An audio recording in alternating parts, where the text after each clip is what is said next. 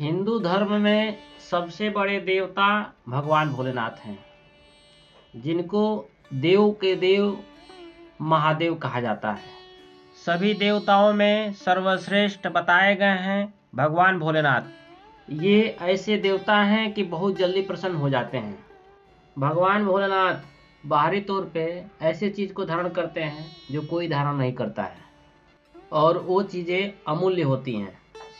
जैसे भस्म कोई धारण नहीं करता, जैसे सर्प कोई धारण नहीं करता, जैसे माथे पर चंद्र कोई धारण नहीं करता, रुद्राक्ष कोई धारण नहीं करता, त्रिनेत्र कोई धारण नहीं करता, गंगा कोई धारण नहीं करता।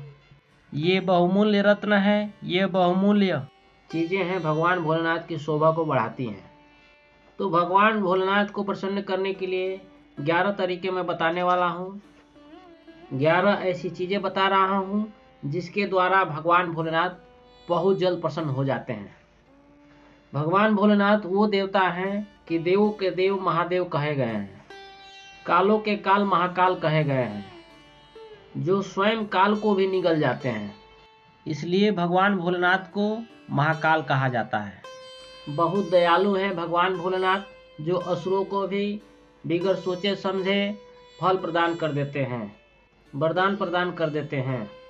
ऐसे भोले दिखने वाले भोले बाबा बहुमूल्य शक्तियों के मालिक हैं, जो इस ब्रह्मांड को चलाने वाले हैं, जो इस ब्रह्मांड के गुरु हैं, वो हैं भगवान भोलेनाथ। भगवान भोलेनाथ को आप किस तरह से प्रसन्न करना चाहते हैं? अगर भगवान भोलेनाथ प्रसन्न हो जाते हैं तो आपको अन्य देवताओं को प्रसन्न करने की आवश्यकता नहीं होती है।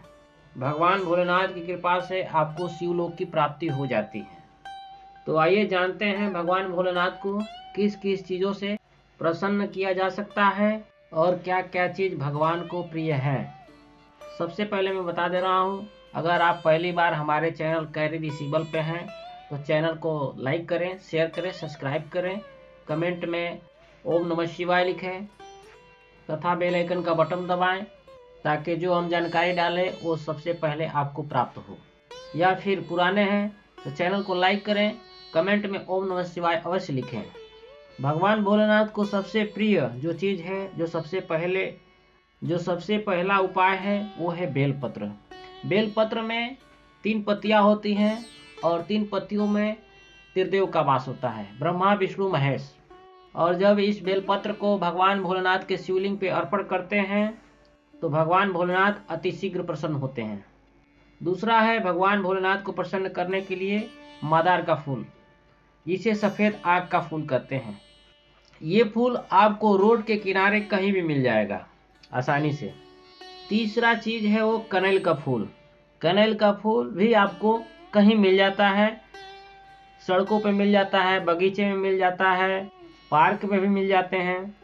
मादार का फूल, जिसे हम सफ़ेद आग का फूल कहते हैं, और कनेल का फूल सोमवार के दिन भगवान भोलेनाथ के शिवलिंग पे चढ़ाते हैं तो बहुत जल्द प्रसन्न होते हैं भगवान भोलेनाथ। इस उपाय को करने से भगवान भोलेनाथ बहुत जल्द प्रसन्न हो जाते हैं। चौथी चीज़ है भगवान भोलेनाथ और माता गौरा पार्वती जी का गठबंधन। गठबंधन आपको मौली या कलावा से करना है। ये आपको 5 रुपये में मार्केट के अंदर मिल जाता है, 10 रुपये में मिल जाता है। इसके द्वारा भगवान भोलेनाथ के मंदिर में जाकर माता गौरा पार्वती जी और भगवान भोलेनाथ का गठबंधन करें। माता गौरा पार्वती जी और भगवान भोलेनाथ का गठबंधन करते हैं तो भगवान भोलेनाथ बहुत जल्द प्रसन्न हो जाते हैं। 5वां उपाय है सफ़ेद चंदन। सफ़ेद चंदन भगवान भोलेनाथ को अति प्रिय है। अगर आप सफ़ेद चंदन भगवान भोलेनाथ के शिवलिंग पे चढ़ाते हैं तो भी भगवान भोलेनाथ आपके ऊपर बहुत जल्द प्रसन्न हो जाते हैं। सफ़ेद चंदन से भगवान भोलेनाथ के शिवलिंग पे अगर राम नाम भी लिख देते हैं तो इससे भी भगवान बहुत जल्दी प्रसन्न हो जाते हैं। तो इससे भी भगवान भोलेनाथ बहुत जल्द प्रसन्न हो जाते हैं। या फिर मदार के 11 पत्तों का हार बना के भगवान भोलेनाथ को चढ़ाते हैं तो इससे भी भगवान भोलेनाथ प्रसन्न होते हैं। भगवान भोलेनाथ को प्रसन्न करने के लिए एक और उपाय है, वो है गंगा जल। गंगा जल से अभिषेक। भगवान भोलेनाथ गंगा माता को अपने जटाओं में धारण किए हुए हैं, इसलिए अगर आप गंगा जल से भगवान के शिवलिंग को स्नान कराते हैं तो भगवान भोलेनाथ बहुत जल्द प्रसन्न हो जाते हैं। छठवां उपाय है अक्षत, जिसे हम चावल कहते हैं। चावल और अक्षत में फर्क होता है कि अक्षत टूटे नहीं होते और चावल टूटा होता है। तो टूटा हुआ चावल नहीं चढ़ा देते हैं और खड़ा चावल को अक्षत कहते हैं। अक्षत भगवान भोलेनाथ को प्रिय हैं। अगर आप अक्षत के 5 दाना भी भगवान शिव को अर्पण करते हैं तो इससे भी भगवान भोलेनाथ प्रसन्न होते हैं। अगला 7वां उपाय है भगवान भोलेनाथ को प्रसन्न करने का।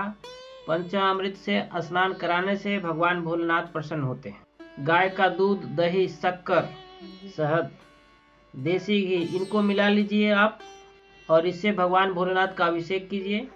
तब देखिए भगवान भोलेनाथ की कृपा कैसे प्राप्त होती है। 8वां उपाय है आप भगवान भोलेनाथ को प्रसन्न करने के लिए भगवान भोलेनाथ के शिवलिंग पे धतूरे का फूल चढ़ाएं। इससे भगवान भोलेनाथ बहुत जल्द प्रसन्न होते हैं। 9वां उपाय है ओम नमः शिवाय का जाप। जितना हो सके निरंतर ओम नमः शिवाय का जाप आप कीजिए, उससे भी भगवान भोलेनाथ अतिशीघ्र प्रसन्न होते हैं। अपने सेवक को मनचाहा फल देते हैं। और 10वां उपाय है जब भी आप भगवान भोलेनाथ के मंदिर जाएं तो भगवान भोलेनाथ के शिवलिंग पे 1 रुपये का सिक्का जरूर चढ़ाएं। इससे भी भगवान भोलेनाथ प्रसन्न होते हैं। और मेरा लास्ट उपाय है 11वां, और ये सबसे पावरफुल उपाय है। ये मेरा लास्ट उपाय जो है आप इसको करके आप अपने घर की सारी परेशानियां दूर कर सकते हैं। आप चाहें तो इस उपाय को करके अपने घर की हर परेशानी को दूर कर सकते हैं। आप सिर्फ 1 दिन करके इसको आप आजमा सकते हैं। सोमवार के दिन करना है ये उपाय। सोमवार के दिन शाम के टाइम बेल के पेड़ में दीपक लगाएं, घी का दीपक लगाएं।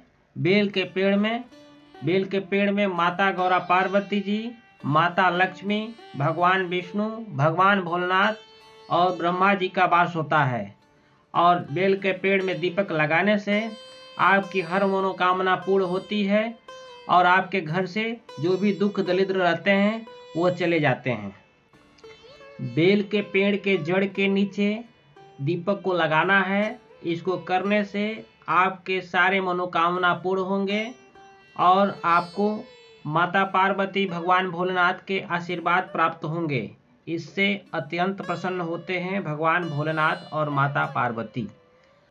प्रिय भक्तजनों, अगर आप सभी को मेरी वीडियो पसंद आई हो तो वीडियो को लाइक करें, शेयर करें और हमारे चैनल को सब्सक्राइब करें। बेल आइकन का बटन दबाएं। कमेंट में ओम नमः शिवाय लिखें। आप चाहे तो कमेंट के माध्यम से कुछ पूछना हो तो पूछ भी सकते हैं। आज के लिए इतना ही। ओम नमः शिवाय, ओम नमः शिवाय, ओम नमः शिवाय।